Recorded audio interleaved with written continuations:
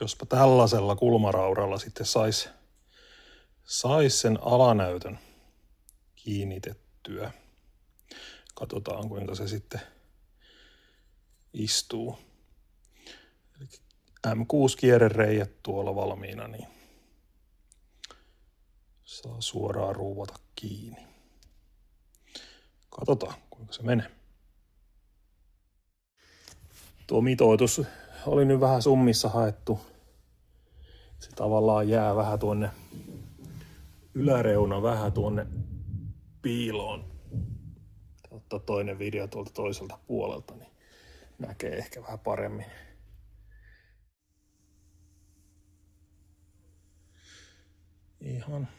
Ihan menettelee. No tossa pitäisi niinku tuo itse varsinainen näyttö näkyä kokonaan. Tuo reunus vaan jää vähän tuonne pikkasen piiloon. Se ei haittaa yhtään mitään, se on hyvä juttu vaan. Ne on mahdollisimman lähekkäin ne näytöt.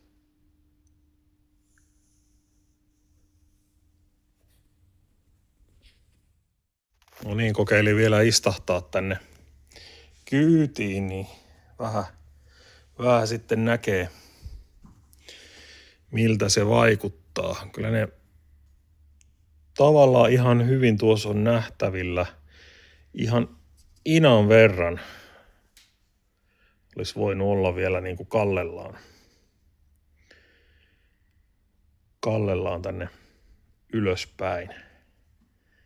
Varsinkin tuo alanäyttö, niin se jää kyllä aika alas tuonne.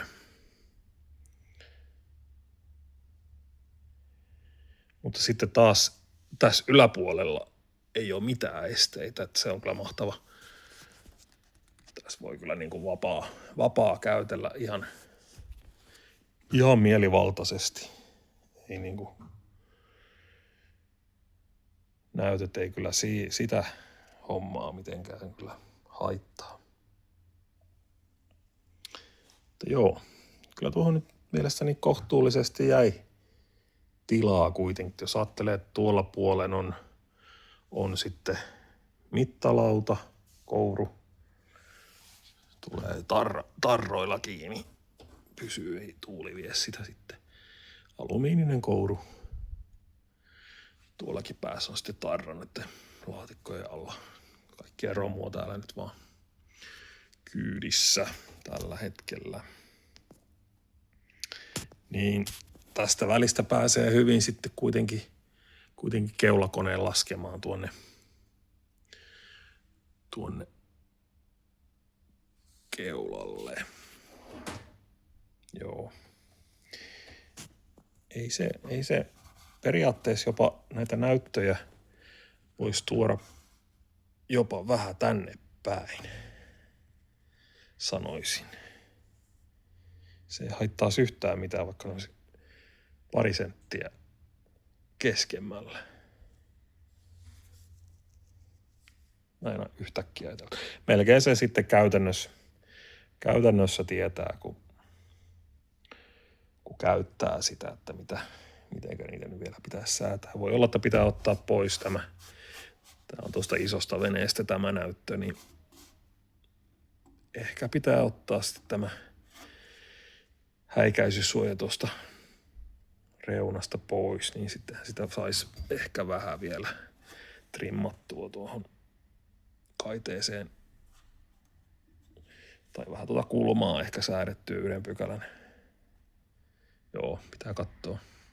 Toisaalta se häikäisysuoja kyllä olisi hyvä tässä päällimmäisessä näytössä.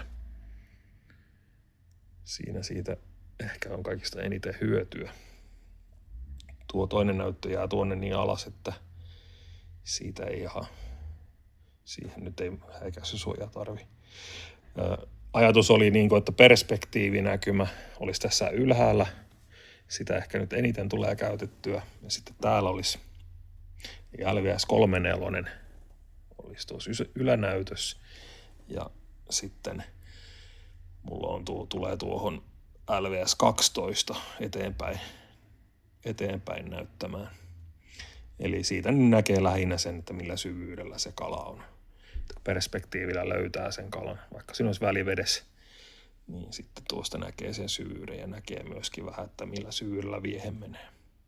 Ja sitten siihen saa vaihtoehtoisesti vielä pienen karttanäkymän. Itse tykkään järvestä pitää karttanäkymää. Näkee suurin piirtein, että mitä kohtia siitä on ajellut jo aiemmin. Semmoisia suunnitelmia.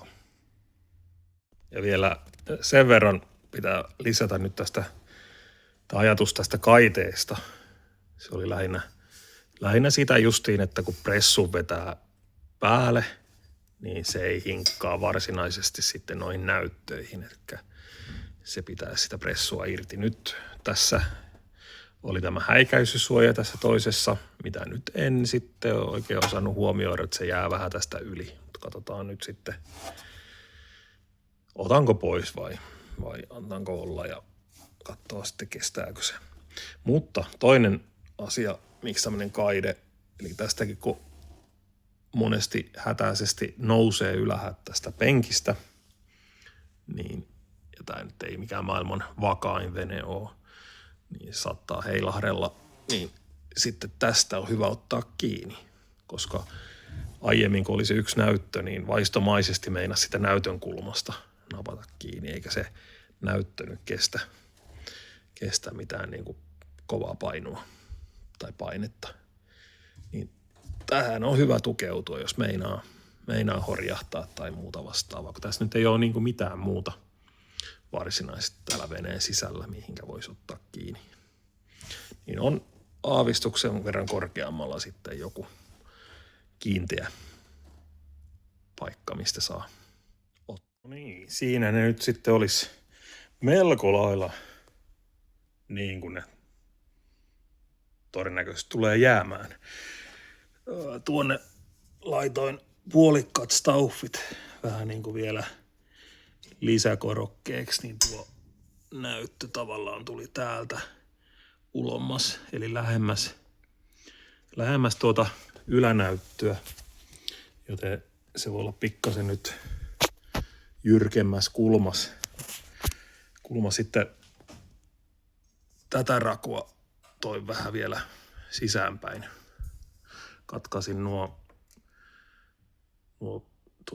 asennusruuvit lyhyemmiksi, niin sitä sai tuoda lähemmäs tätä tankoa. Joten todennäköisesti se siinä olisi nyt sitten. Että käytäntö sitten näyttää tosiaan, että pitääkö sitä vielä johonkin suuntaan sääntää. Tällä nyt aloitellaan. Sitten vähän tuosta virtajohdosta. Mulla on tuo telakka, piti kaivella tuolta toinen piuha jossain hukassa tuolle toiselle telakalle. Toinen on sitten tuolla isossa veneessä johtoineen. Mutta elikkäs mulla on ollut tää yhdellä näytöllä aiemmin, niin siinä oli sitten tällaisella pikaliittimellä tuo virta ja siinä on ollut tommonen irrallinen USB-palikka mukana. Eli tää on käynyt sitten, mulla on ollut akussa tuolla tällainen palikka vaan, missä on ollut töpselit sitten, eli tämmönen jakorasian tyyppinen. Ei nyt mikään nyt niin hifi. Että jos nyt asentaisi kiinteät sähköt tähän pikkuveneeseen, niin tuon homman voi sitten dumpata pois kokonaan. Mutta joka tapauksessa sitten tämä toinen johto, nyt alkuun ainakin pitäisi kytkiä sitten tuohon rinnan tuon kanssa. Ja toki tässä nyt sitten ei ole myöskään sulaketta. Eli joudutaan sitten sulakekki tähän piuhaan laittamaan. Jostain syystä muuten nyt vasta hoksasinkin, että tää tuli ton käytettynä. Ostin ton toisen näytön joskus ja näköjään siitä on johto katkaistu. On varmaan erillinen sulaketaulu. Juu. Mutta ei siinä ongelmaa. Katsotaan siihen joku sulake. Tosin pitää nyt sitten katsoa, teenkö mä näillä samoilla pikaliittimillä tää homman. Nämä on kyllä ehkä vähän köppäset loppupeleissä. Voisi saada huomattavasti paremman ja kätevämmän, kun vaan tekisi vaikka osan sähköistä ihan kiinteäksi. Ja sitten akulle vaan sellainen helposti irrotettava pikaliitin.